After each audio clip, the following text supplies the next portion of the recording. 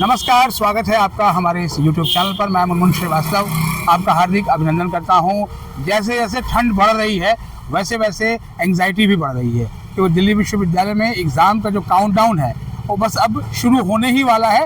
और स्टूडेंट्स जो है, ख़ासतौर पर जो फर्स्ट ईयर के स्टूडेंट्स हैं, वो थोड़े घबराए हुए हैं, लेकिन उनकी मदद कर रहे हैं उनके सीनियर्स। आज हमें यहाँ पर स्पोर्ट्स स्टेडियम के बाहर दो ऐसे स्टूडेंट मिले जो एक उनमें से एक जूनियर है और एक उनके सीनियर है। आइए उनसे बात करते हैं कि सीनियर जूनियर की कैसे मदद कर रहे हैं और जूनियर के मन में ड्यू के एग्जाम्स को लेकर किस तरह की एंग्जाइटी है। आइए बात करते हैं। Good morning, myself Adil Saifi. I am from Maharaja Agrisane College, Delhi University, and I am a first year student there. I am pursuing BSc Honours in Electronics there. Here, I am with my senior, Aman, who is pursuing BSc Physical Sciences with CS. अच्छा, आप दोनों लोग आज यहाँ sports field में आए हैं, कुछ खास ओकेजन है? सर, आज हमारा बेसबॉल मैच है दिल्ली यूनिवर्सिटी टूर्नामेंट का। तो ये तो बड़ा अद्भुत संयोग है कि एक तरफ जूनियर एक तरफ सीनियर। तो सबसे पहले जो है वो जानेंगे जूनियर से कि एग्ज़ाम को लेकर कितनी एंग्जाइटी है। सर, एंजाइटी बहुत ज़्यादा है। क्या इस हो प्रकार गया? से हमने CVT से पहले एंशियस हुआ करते थे एग्जाम्स के लिए, उसी प्रकार से एंजाइटी अभी भी हो रही है। अब क्योंकि पता कुछ नहीं है यूनिवर्सिटी एग्जाम्स किस तरह से होते हैं, किस प्रकार के क्वेश्चंस आते हैं। और जहाँ तक हमारे सीनियर्स, जैसे कि अमन भैया ने हमें बताया कि आपको सबसे ज़्यादा ऑथेंटिक सोर्सेज क्या है आपके लिए, आपके प्रीवियस ईयर क्वेश्चन है। साथ साथ हमें, जैसे हमारे पास स्कूल में रहता था पहले कि हमारे पास वेल डिफाइंड सिलेबस रहता था NCERTs का, अब ऐसा कुछ नहीं है, हमें काफ़ी सारी बुक्स से रेफरेंस लेना पड़ता है। तो ये सारी कुछ दिक्कतें मुझे पेश आ रही हैं। अच्छा अमन भैया, आपने क्या बताया अपने जूनियर को? मैंने बताया जैसे कि हमारे सबसे मेन चीज़ है कि हमारे प्रीवियस ईयर क्वेश्चंस, इस पे हमें सबसे ज़्यादा ध्यान देना चाहिए। और दूसरी चीज़ हमें ध्यान देनी चाहिए कि जो हमारे जो टीचर्स हमें पढ़ा रहे हैं उसके जो नोट्स हैं वो जो हमें सबसे ज़्यादा चलते मदद करते हैं। बाकी तो हमें क्या कहते हैं, पढ़ना अपने आप से पड़ता है। ज़्यादा हमें यूट्यूब से भी क्या कहते हैं, काफ़ी क्या कहते हैं, हमें रिसोर्सेज मिल जाते हैं, बट लेकिन हमें ज़्यादा वैरायटी। अच्छा, आप जब आए थे ड्यू में, अब आप सीनियर हो गए जी। तो आपको भी ऐसा ही डर था जैसे इनको है? जी, फर्स्ट ईयर में मेरे को तो आपने अपने डर पे कैसे काबू पाया? मैंने भी अपने सीनियर से मैंने मदद ली। जैसे उनसे मैंने पूछा कि कैसे एग्जाम्स रहते हैं, तो उन्होंने बताया कि ज़्यादा कोई डरने वाली बात है नहीं, बस तुम्हें क्या कहते हैं, जो टीचर्स पढ़ा रहे हैं उस पर ध्यान दीजिए, जो नोट्स करा रहे हैं टीचर्स उस पर ध्यान दीजिए, और मेन चीज़ प्रीवियस ईयर क्वेश्चंस पे ध्यान दीजिए, उस पर। अच्छा, तो ये क्वेश्चन आपको, जैसे आपने कहा कि ये PYQs देखें, ये आपको कहाँ मिले? ये कई बार हमें लाइब्रेरी से मिल जाते हैं, हमें टीचर से पूछना पड़ता है। और बाकी हमारे मैंने जैसे करा था, मैंने अपने सीनियर से मांगे थे, तो मेरे सीनियर्स ने काफ़ी मेरी हेल्प करी थी, उन्होंने मेरे को दे दिए थे, तो मेरे से उससे मदद मेरे को मिली थी। अच्छा, इनसे पूछते हैं क्लासेस प्रॉपर, क्योंकि किस राउंड में आपका एडमिशन हो गया था? मेरा दिल्ली यूनिवर्सिटी में फर्स्ट राउंड में एडमिशन हो गया था। फर्स्ट में, यानी आपको तो लगभग सारी क्लासेस मिली। तो पढ़ाई अच्छे से हुई, क्योंकि आप शायद स्पोर्ट्स में भी हैं, तो ट्रायल के लिए भी काफ़ी समय निकालना पड़ता है प्रैक्टिस के लिए। हाँ, एक दिक्कत आती है दिल्ली यूनिवर्सिटी के अंदर कि बच्चों को खेलने का एक विशेष मौका मतलब समय नहीं दिया जाता, वो हमें क्लास के अंदर ही मैनेज करना पड़ता है। और क्लासेस बहुत अच्छी हुई हैं और काफ़ी अच्छे से स्मूथली चल रही है, और हमें टीचर्स ने भी काफ़ी अच्छा पढ़ाया है। अच्छा, स्कूल में कैसे थे आप पढ़ाई में? स्कूल में मैं अच्छा था, लाइक टॉप 5 में आता था। अच्छा, फिर आपने क्या कहते जो है वो बोर्ड दिया, फिर CUT दिया, तो CUT की तैयारी में इस चैनल से मदद मिली कुछ आपको? इस चैनल से काफ़ी हद तक मदद मिली है। यदि हम देखें सबसे ऑथेंटिक सोर्स क्या है, तो वो यही चैनल है। अच्छा, आप इस चैनल को एक ऑथेंटिक सोर्स मानते हैं? जी सर। अच्छा, आपसे जानेंगे सीनियर के रूप में कि आंसर लिखने में कहा जाता है कि कॉलेज में आके बड़े लंबे लंबे आंसर लिखने होते हैं, और क्लास 12 तक लगभग ऑब्जेक्टिव टाइप चीज़ें होती हैं। जी, ये बात तो है कि हमें आंसर्स काफ़ी बड़े बड़े हो, क्योंकि इसमें होता है कि क्वेश्चंस कम होते हैं और कहते हैं ज़्यादा मार्क्स के क्वेश्चंस होते हैं, तो हमें ऐसा करना होता है कि इसको हमें ब्रीफली कहते हैं काफ़ी ज़्यादा एक्सप्लेन करके बड़े बड़े आंसर्स लिखने पड़ते हैं। तो जैसे प्रैक्टिस कैसे की आपने? जी, प्रैक्टिस तो करनी पड़ती है, लिख के प्रैक्टिस करिए, और जैसा तो कुछ खास नहीं। एक क्वेश्चन का आंसर जनरली जो है वो कितने पेज में होना चाहिए? उससे हमें 12 तक तो आदत नहीं थी ज़्यादा बड़े बड़े आंसर्स लिखने की, बट इसमें आदत बनानी पड़ी। जैसे कि कम से कम 2 पेज तो अराउंड एक क्वेश्चन का आंसर बन जाता है। और जैसे जो जी के जो क्वेश्चन होते हैं उसमें तो सबसे ज़्यादा चलते बड़े बड़े आंसर लिखने पड़ते हैं। अच्छा, आप बताइए कि आप कैसे तैयारी कर रहे हैं? सेमेस्टर ब्रेक होने वाला है, जिसको प्रिपरेटरी लीव कहते हैं, तो इसके लिए भी कोई आपने प्लानिंग करी है?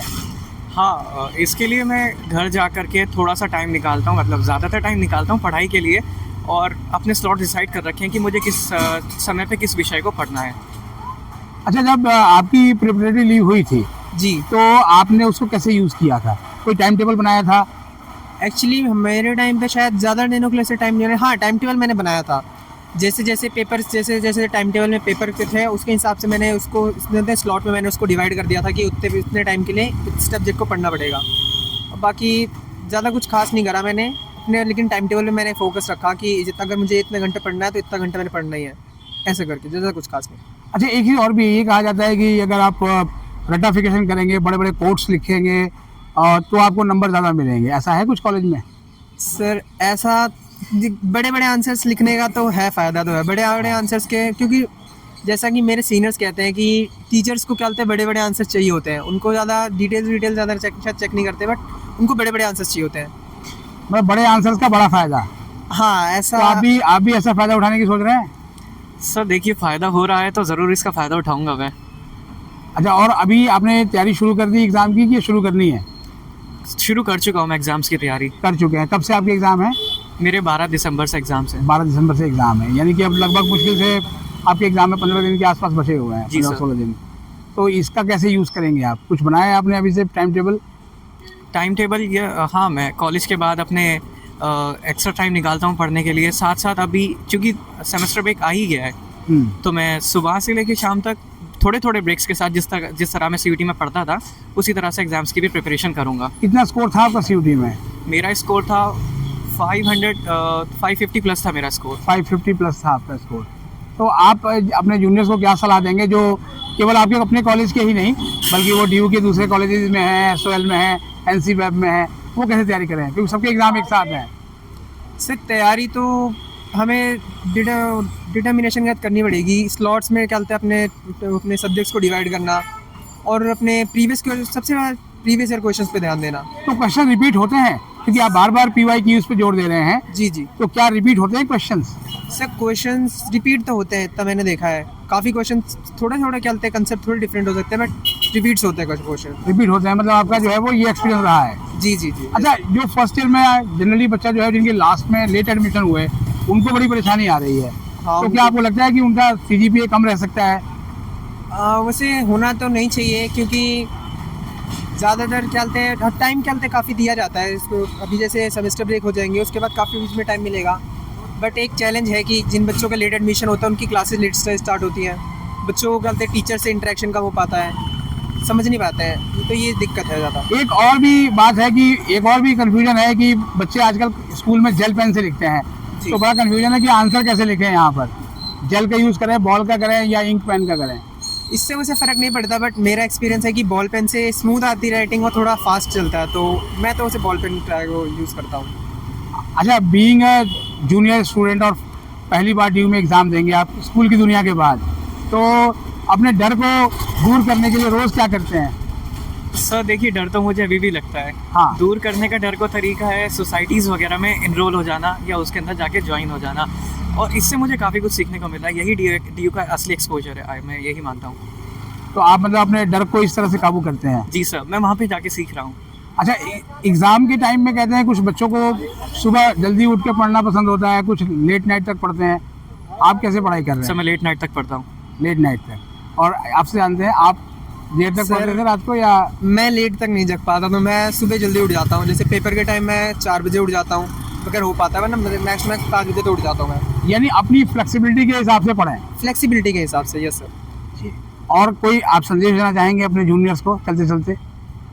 बस यही संदेश देना चाहूँगा कि पढ़ें, अच्छे से पढ़ें और अपने सीनियर्स पे भरोसा रखें। वो उनको पता है कि किस तरह से एग्ज़ाम्स होते हैं, उनको सारी चीज़ें पता है, उनसे अपनी राय लेते रहें।